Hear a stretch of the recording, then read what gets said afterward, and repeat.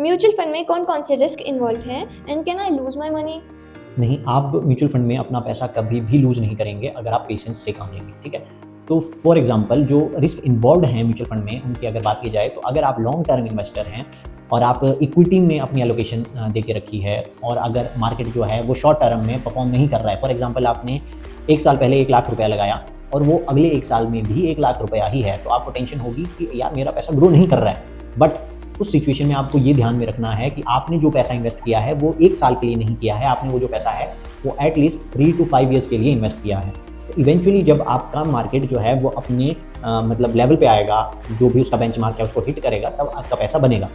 और इवेंचुअली जो रिटर्न्स मिलते हैं वो 12 टू 15% के ही रिटर्न मिलते हैं और आपका पैसा कभी भी लूज़ नहीं होगा, क्योंकि ये जो भी पैसा है आपका सीधे पैन कार्ड और बैंक के थ्रू, केवाईसी के थ्रू म्यूचुअल फंड हाउस के पास ऑलरेडी आपकी एक फ़ोलियो नंबर जनरेट होता है। फ़ोलियो नंबर आपका काम करता है एज़ अ बैंक अकाउंट का, जहाँ पे आपके जो भी म्यूचुअल फंड की इन्वेस्टमेंट है उसका ट्रैक रखा जाता है कि आपने कब कितने अमाउंट की इन्वेस्टमेंट करी और कब आपने कितने अमाउंट की रिडम्पशन करी।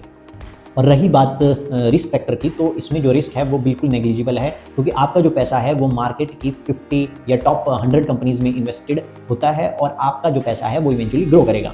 मैक्सिमम जो मेजर जो म्यूचुअल फंड का जो पैसा लगता है वो फाइनेंशियल इंस्टीट्यूशंस में लगता है। For example HDFC, SBI, ICICI, axis bank के जितने भी आपके कमर्शियल या पब्लिक बैंक्स हैं उनमें लगता है। तो जैसे-जैसे पैसा ये करेगा वो इन्वेस्ट करेगा ही करेगा।